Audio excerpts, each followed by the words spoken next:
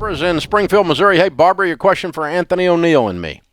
Hello, thank you for taking my call. Sure. I'm 61 years old, and I'm thinking about retiring, and I'm trying to figure out if I have enough money. I'm kind of scared. I told my boss this would be my last year of driving. So I'm debt-free. I've been debt-free since probably 2009. Great. And I have plenty of money in the bank, but you don't know how long you're going to live. So my question is, I have an opportunity to buy like 5 years of employment from where I work now. I'm a school bus driver, and that would increase my monthly benefit from $248 a month to $428 a month, but it'll take 10 years to recover that. Yeah, that is not a good rate of return. And so It's you're better off to invest the money. How much money do you have in the bank, you said? I have $624,000. Okay, good. It's a lot better than $248 a month, huh? Absolutely. Yes. Okay, and how is that $624,000 invested? Okay, I've got thrift savings plan. I've got savings bonds, State Farm Life, State Farm Mutual Funds, and State Farm CDs. Okay. 36,000 of that is in two separate regular savings accounts. Okay. All right, very good. Well, here's the great news. You got $624,000. Yeah. That's great news. I don't know how to go about. How do you know? You don't know how long you're going to live. Well, it's helpful to do the calculation if you know how long you're going to live, but most of us don't have that part of the calculation. Right. So I don't want to go to my way with all that money. What I do, I mean, you and I are the same age. I'm 60, okay? What would I do if I woke up in your shoes and suddenly knew what I know, okay? I would sit down with a SmartVestor Pro like I was just talking about and begin to learn. So your job is not to become a financial genius. Your job is to understand the basics of investing. Okay? Okay. And good mutual funds. You said you had some State Farm mutual funds. They may or may not be performing well. I don't know anything about them off the top of my head. But your job is to say, I've got this 624. How can I best position it with some help and some people guiding and teaching me, but them not doing it for you? No one's making your decision for you. You're the one with the money, right? Yes. And so you sit down. The reason we endorse these SmartVestor Pros is they have the heart of a teacher. Based on what you told me, I think you'll end up probably moving over time most of your investments, because I think most of them can do better than they're doing now. Okay. And let's just pretend that you made, let's just round numbers, 10% on your money. That'd be $60,000 a year, right? Yes. $5,000 a month. And I bet you can make it on that. Oh, easy. Yeah. And so if you made half that, or maybe you made that and you let some of it stay in there and grow and you didn't take it all out, and you say, I'm going to live on $3,000 a month, and everything above that it makes, I'm going to let it grow.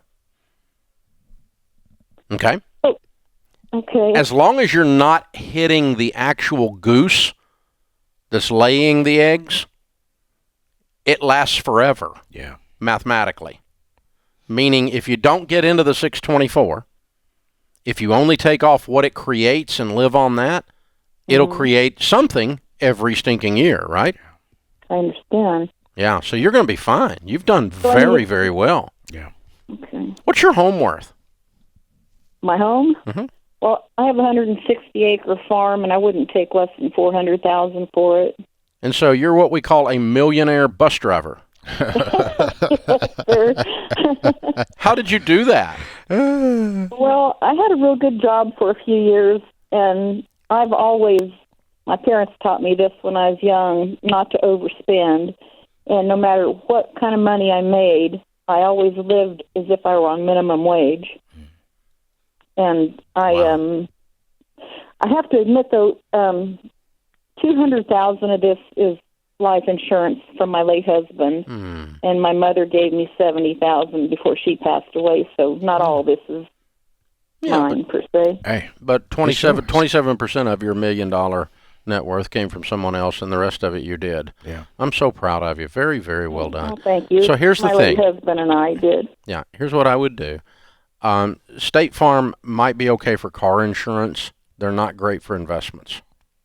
Okay. But you can decide that on your own, not because I said it. Right. And what you do is you sit down and learn about some mutual funds. My personal mutual funds, and what we recommend, Anthony, 4 types, right? Yes, sir. Yes, sir. Growth. Oh. Growth and income. It was an underhand pitch. You were supposed to hit it, but I'll take it for you. Growth and income, aggressive growth, and international. Oh, yeah. And if you spread it across those 4 and you buy mutual funds that have long track records, 10 years or more, then you can say, okay, over the last 30 years, had I been invested in these, I would have made X.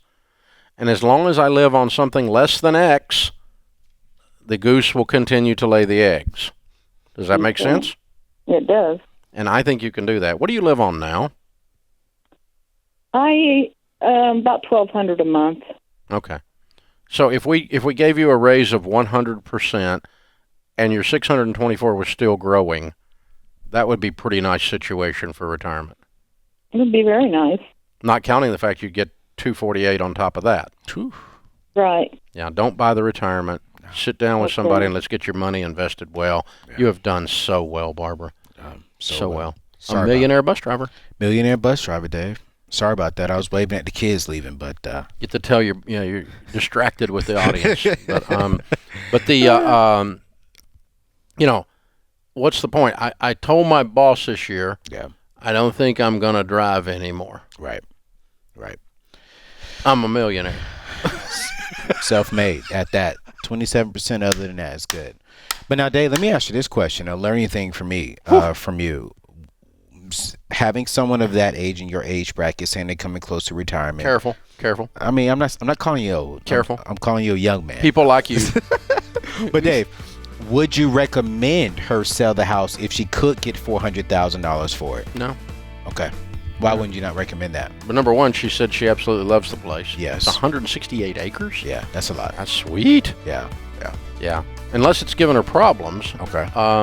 In some way, financially or physically or whatever. Okay. May come a point she don't want to maintain it. Right. But right now, sounds like a nice place to me. Yeah. Have a cup of coffee on that back porch, baby.